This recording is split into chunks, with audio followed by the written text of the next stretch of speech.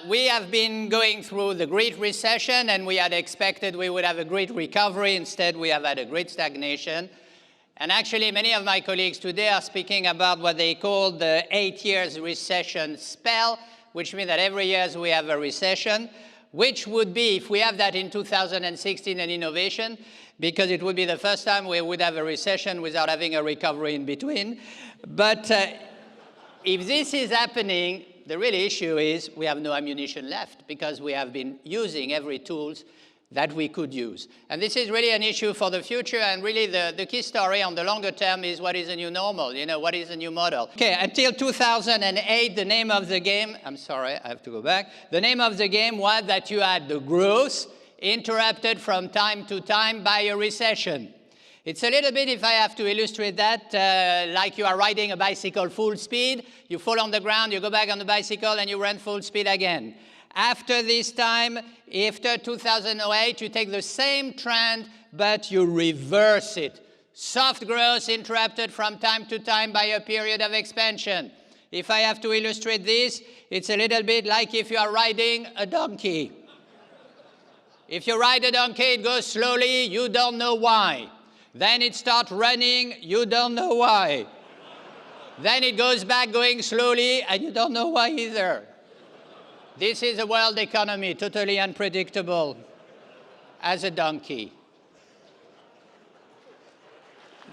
The key question, of course, is that oil has become a game changer. And it has become a game changer because the price is going down. And surprisingly enough, at the same time, the production has been going up because, of course, we have had the introduction of US, we have the introduction of Iraq, and everybody producing much more. And actually, if you are looking at the stock, 290 days, this is not good news for the future of oil. And the pressure we have is a pressure really about geopolitics. When you are looking at the break-even price on production on oil, actually, if you are looking at the very top, this is how much a barrel should be in dollars in order for companies to be profitable, Nigeria and the rest.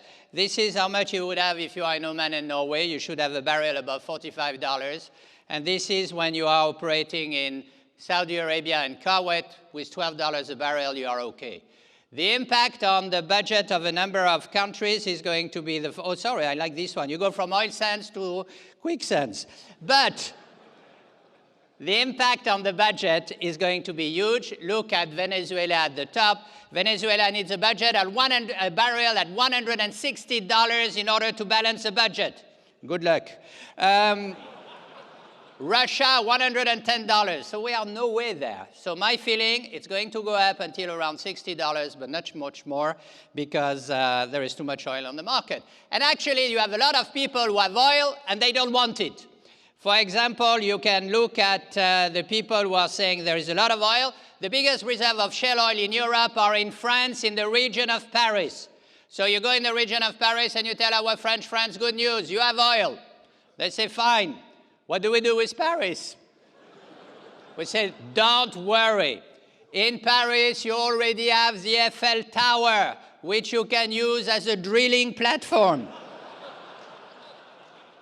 So part of the infrastructure is already paid. You just have to find out what to do with the people, but that's a detail. Next point, what went wrong with the recovery? What went wrong? Well, ladies and gentlemen, every one of us, we thought we are going to apply good Keynesian economics. What does Keynes say in period of economic crisis? He said, number one, you print money. Number two, with the money you have printed, you build something, especially a dime, if you can. With the dime, you start to pay people wages, and with the money they get, they go in a shop and they buy something. Ladies and gentlemen, this is Keynes theory in 30 seconds. Usually it takes me 1 year to teach it at the university, but you get the essential of it there. What have we done? We say, okay, we print money. With the money we have printed, we have bailed out the finance, we have bailed out the government, but the money actually went backwards. It went back to the financial system and to the government, and it didn't go to the shop. If it would have gone to the real economy, we would have had inflation, not deflation. And that's the best example that it doesn't reach the end of the economy. So we are in a system where we are cash rich and investment poor. The schizophrenia is that the monetary policy is expanding. We are printing money like confettis. And the budget policy is contracting. We are telling people we have no money. And this is schizophrenia on the market because people are telling us, do we have money or we don't have money? Tell us. And nobody can answer this question today. Next one. Meanwhile, consumers buy differently. In the world, in the next 12, what you are going to see, take, for example, your cellular phone. You start with a first buy economy. I need this phone. This is new. I need it. And then you go into what I call a replacement economy. I don't need it, I want it. Your next cellular phone, you do not need it, but you may want it. And then you have the next generation, our children, where this is a peer pressure economy. I don't want it, I don't need it, but I have to have it because my friends have one. And this economy is the one we are going to see everywhere, replacement economy. I got this idea, you know, because this is where I live, in Rolle, on the Lake of Geneva in Switzerland. I'm not in the castle, huh? I'm just next door. And for tax reason, of course. And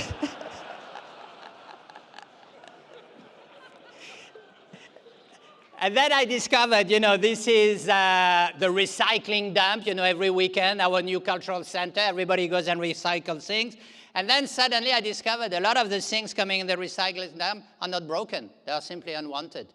And we had, to the recycling, we had to add exchange process because it's simply people have too much of things and they have to get rid of it, but it's not broken. And this has done a lot of impact, this replacement economy, on marketing and the mind of people. You may remember when the first iPad was produced, nobody wanted an iPad. Nobody needed one in his right mind. But then this man, Steve Jobs, came and he said the following: with the iPad, it will simplify all the tasks you never had to do before. And when you think about it, that's exactly what's happening. Huh? Let me conclude by saying 2 words about the mindset.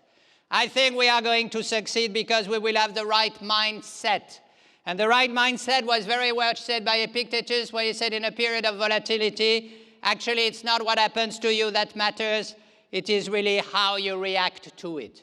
And I think this is very correct and very true. We have to accept uncertainties, ladies and gentlemen.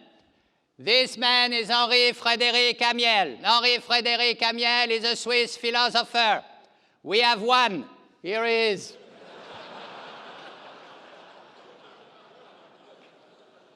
By the way, you know he's Swiss because he has a watch. Did you see the watch? He's Swiss.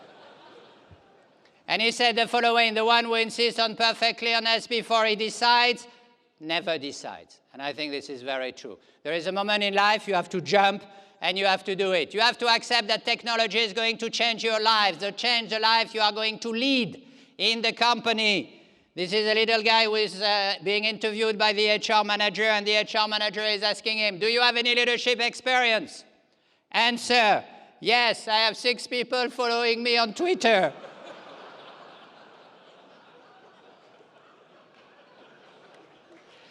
Anybody today can be a leader. Well, now you actually touch upon this fact, because as you just described for us, we have this death racing rapidly around the world. And governments are stalling because the money is so cheap that they can buy their way out. But just this crazy situation, how long do you think this will last? Well, I hope it's not going to be lasting too long. I think that whenever, as an economist now, whenever savings are not rewarded, you are ahead of a lot of trouble. Because you need to reward savings. When you have positive savings, you can go into investment. People feel much more free and relaxed about their future. They consume again. This is what I mentioned. Some people think that because we are in negative yields, people are going to consume more. This is absolutely wrong. We have also seen that the younger generation, they said, I have to save for my pension system. Well, a young guy who is 35 years old today and who is saving at 5%, it's fine. And if the interest rate goes down to 2%, he has to save twice as much money in order to have the same amount of money when he will retire. So what he does, he saves more and he consumes less. And I think that this is killing the economy. Negative yields are killing the economy more than anything else.